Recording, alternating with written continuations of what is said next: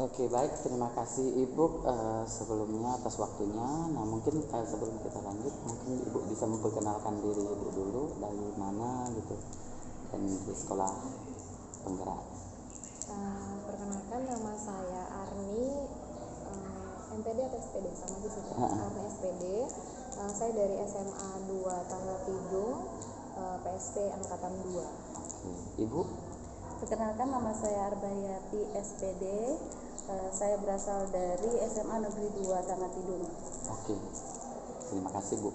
Nah, ini Bu, jadi saya terkait di sini ada yang mau saya sedikit tanya gitu ya, pendapat Ibu sejauh ini, apakah ada yang menurut Ibu perlu kita diskusikan lah terkait apa sih kurangnya gitu, selain daripada lebihnya nanti kita ini kan, tapi maksudnya minimnya kurangnya kurikulum merdeka ini di mananya?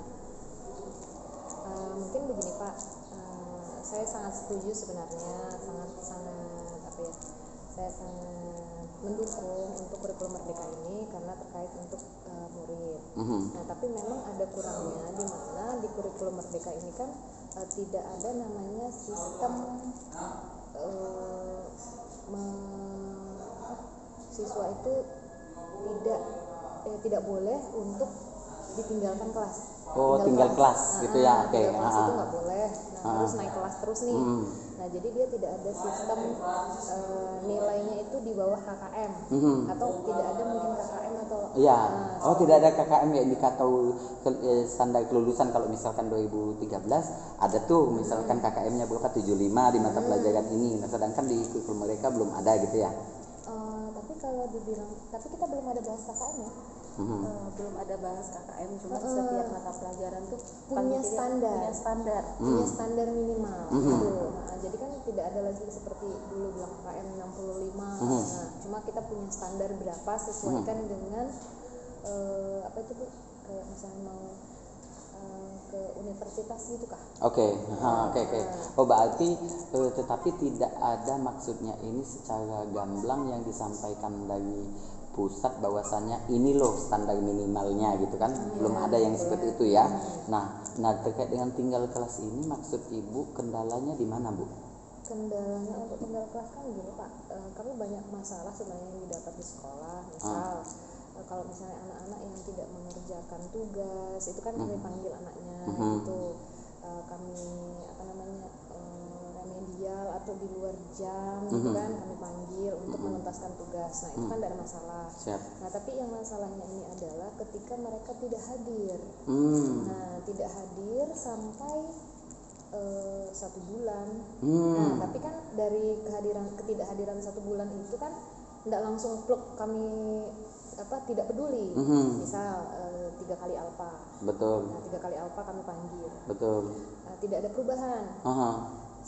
Kita tunggu lagi sebulan. Nah, setelah itu kami panggil lagi, tidak ada perubahan. Nah, sampai kami datang ke orang tuanya, tanya bagaimana anaknya, tetapi orang tuanya ini malah bilang angkat tangan.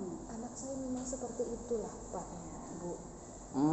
Saya malas berkelahi sama anak saya. Tiap pagi saya harus kasih bangun anak saya. Nah, ternyata anaknya memang malas mau pergi ke sekolah. Nah,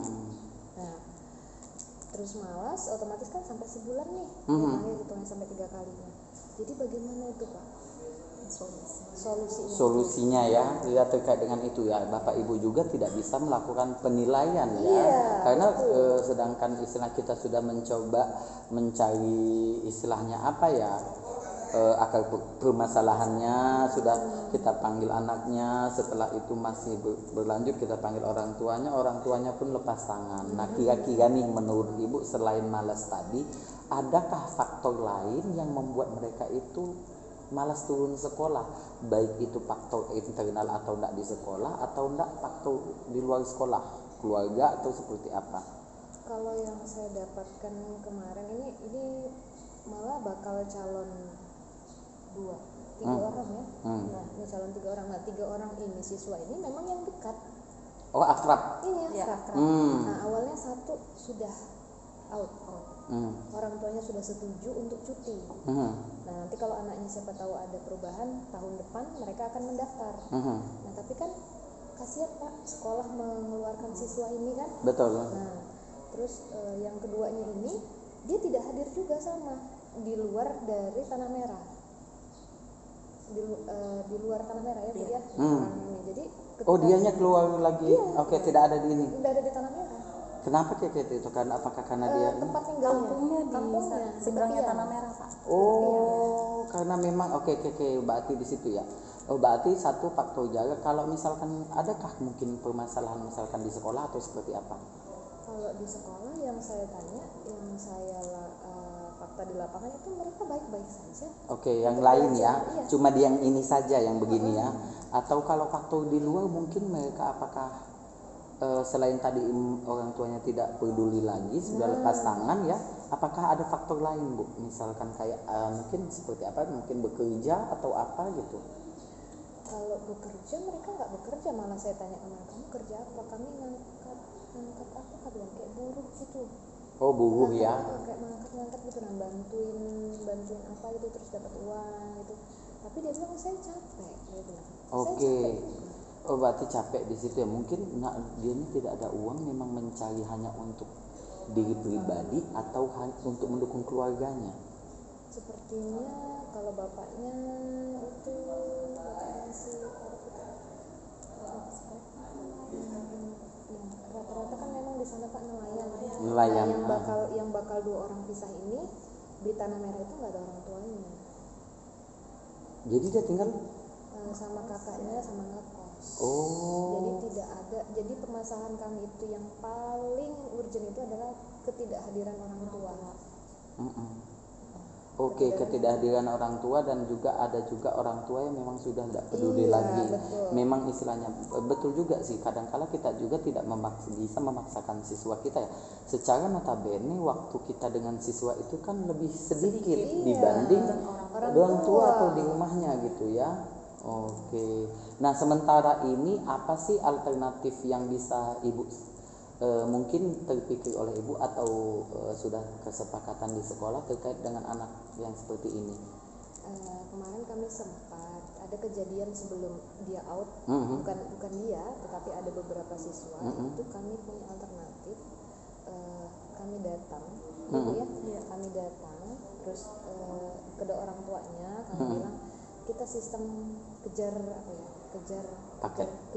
Seperti kejar paket. Jadi semua tugas kami kumpulkan. Hanya itu saja Pak, untuk mengejar ijazah Pak. Untuk mengejar ijazah.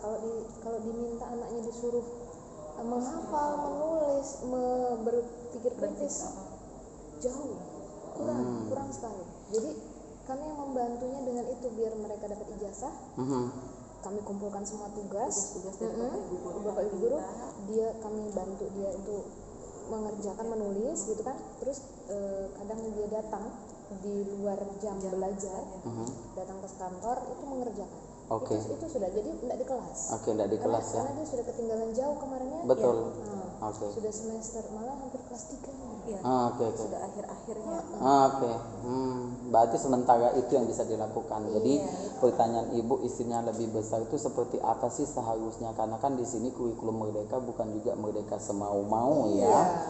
Yang tadi ya kalau dari segi positifnya sudah sangat banyak yang kita temukan kalau ada itu, dan mungkin di sistem bagaimana sih bisa meminimalisir malah tidak ada siswa yang tinggal kelas. Tetapi bagaimana kalau ketemu kasus yang seperti ini gitu kan, apakah memungkinkan kita untuk memaksakan diri untuk tidak menaikkan mereka, padahal notabene tingkatan materinya itu akan lebih sulit, sedangkan dasar mereka belum paham, bagaimana mereka mau dipaksakan di tingkatan selanjutnya atau di fase selanjutnya. Nah itu yang kejadian yang kami kelas 3 itu sistem SKS. Makanya kami bisa seperti itu. Nah ini kalau untuk kurikulum merdeka ada kayak cuti, bagaimana cutinya? Iya, setahu saya tidak ada sih.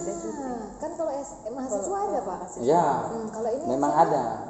Memang ada program itu program yang mahasiswa cuti. Tetapi ada beberapa syarat kan. Nah, makanya orang tuanya kemarin bisa nggak anak saya cuti? Bisa Bu, tapi mohon maaf tahun depan ibu harus ulang lagi. Daftar sebagai siswa baru lagi. Iya, malah kemarin ada yang mau pindah kelas 3. Kami saran jangan pindah dulu, karena sudah kelas 3 dari MA ke SMA kan nggak bisa. Iya. MA itu kan Kemenak ya? Iya, nggak bisa masuk itu. Jadi itu maksudnya bukan masalah itu, maksudnya itu nyambungnya ke situ tadi. Oke, betul. Oke, mungkin selain itu ada lagi yang mungkin beri masukan Bu untuk supaya kurikulum ini lebih baik gitu. Sama satu kemarin dia bilang begini, teman saya yang akrab dari SMP itu tidak satu kelas. Saya masih ingat, tidak satu kelas dengan saya, tapi kan kita tidak bisa juga menyamakan, maksudnya menyesuaikan dengan pendapat siswa ini. Iya, nggak bisa kita memuaskan. Nanti kalau misalnya bilang, aku mau sama ini, aku mau sama ini, aku mau sama ini, aku nggak mau di kelas ini, kan nggak bisa Pak. Betul. Nah kita kan harus sesuaikan dengan nilainya dia sama jumlah siswa kelasnya itu. Ya, jangan sampai istilahnya siswa itu lalu banyak itu kan. Semua, betul. Semua. Nah, kecuali kita SMA IT ya. Nah, ini yang kami bingung nih Pak. Nanti pas naik kelas ini rata-rata laki-laki yang IPS. Nah, jadi bagaimana kami mau memaksakan mereka untuk ke IPA sedangkan pengetahuan mereka itu belum sampai. Betul. Nah, memberikan kebebasan gitu. Iya, memang benar kan waktu sekarang mereka silakan memilih sesuai dengan ini. Tapi kan kita arahkan gitu Pak. Betul, kan? jangan sampai kita yang betul. Nah, tapi ujung-ujungnya IPS-nya banyak semua laki-laki. Oke. Gitu. Nah, mungkin ini yang menjadi keluhan ini ya untuk kita semua pahami, Bapak Ibu guru pendidik. Kalau benar-benar kita memahami itu sekolah kurikulum, maka kita akan tahu kalau memang ada minusnya, berarti kita memberikan masukan gitu ya. Berarti sudah ada usaha nih dari Bapak Ibu semua kan di sekolah, sudah mendiskusikan dan lain sebagainya. Saya sepakat sekali bagaimana caranya jangan sampai merdeka, kurikulum merdeka tetapi kualitas kita menurun. Nah, kita memaksakan mereka harus naik kelas tetapi kualitasnya gitu ya. Tapi kan sudah diselingi dengan usaha-usaha tadi. Betul, tentunya sudah Bapak Ibu lakukan usaha yang sebagaimana mestinya Bapak Ibu lakukan gitu kan, memanggil gitu kan, terus kalau memang tidak bisa lagi kita ketekan orang tuanya, malah orang tuanya sudah lepas tangan. Nah, memang selain seperti itu. Nah, kalau dari segi guru BK-nya bagaimana Bu itu Bu? Kalau dari segi guru BK kemarin juga bertemu dengan guru BK-nya, diarahkan. Kalau hasilnya kemarin malah bilangnya saya akan mengikuti, saya akan sekolah. Oke. Seminggu aman. Oke. Setelah seminggu kembali lagi. Memang begitu ya kasusnya ya, rumit ya. Setelah dipanggil itu alasannya dia bilang saya tidak mau diatur-atur.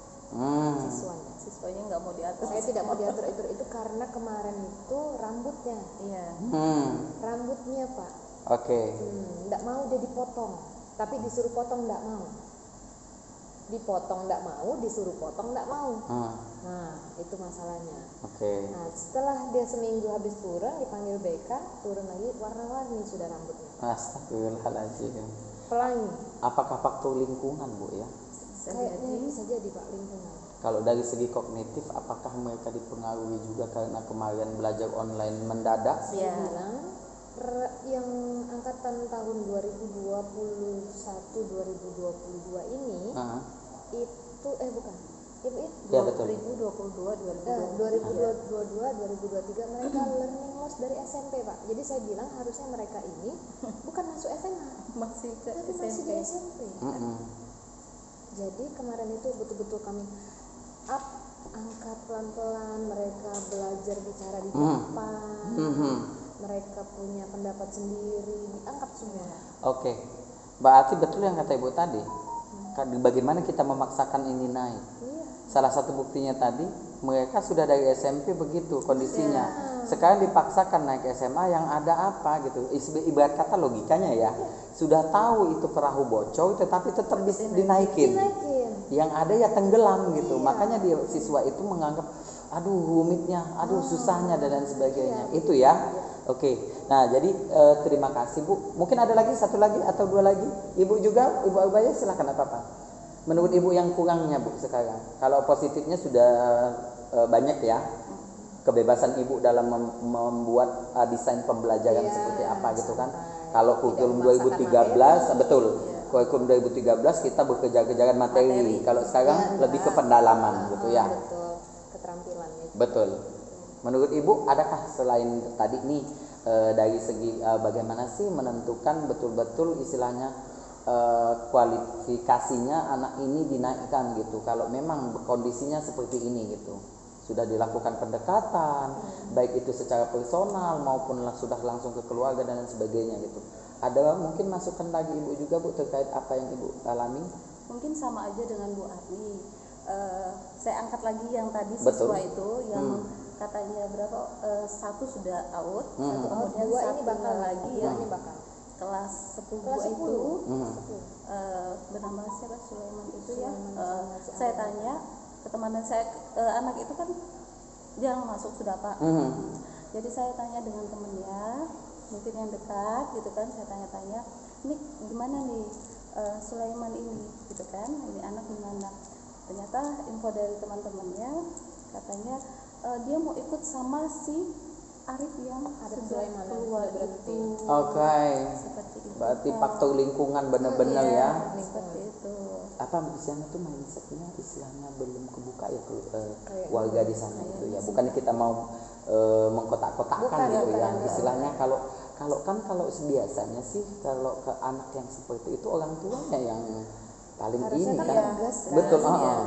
Nah, sedangkan di sini kondisinya begini ya. Iya, dia mengikut anaknya. Berarti dia faktor lingkungan sangat berpengaruh ya Bu ya terhadap dengan ini. Nah, ini bagaimana sih memaksakannya ya? Oke. Itu saja Bu. Mungkin itu aja karena kasus kami ini sama lah istilahnya. Oke, sama ya. Siap. Oke, baik Bu, terima kasih atas masukannya karena kita tidak masalah kita di sini menyampaikan masukan daripada kita keluar di luar tapi tidak ada faedahnya gitu ya.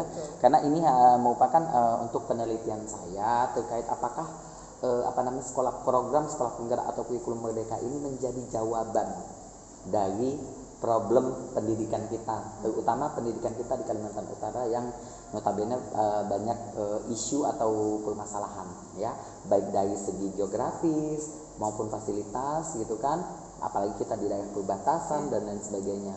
Nah, dari apa yang Bapak Ibu sampaikan, rata-rata hampir dikatakan dia sangat maksimal membantu ya, tetapi ada poin-poin tertentu yang perlu kita memberikan ketegasan, istilahnya rambu-rambu bagaimana betul-betul spesifikasinya siswa ini diluluskan dengan tidaknya gitu, karena tadi kurikulum ini diharapkan dapat meminimalisir atau tidak terjadinya tinggal kelas. Ya, tinggal kelas atau tidak sekolah. Tidak sekolah gitu ya. Bagaimana juga kita melakukan penilaian kalau siswanya tidak ada. Iya, betul. Ibarat kata kalau kita bekerja itu, Ibu udah pernah kerja tapi mau gaji.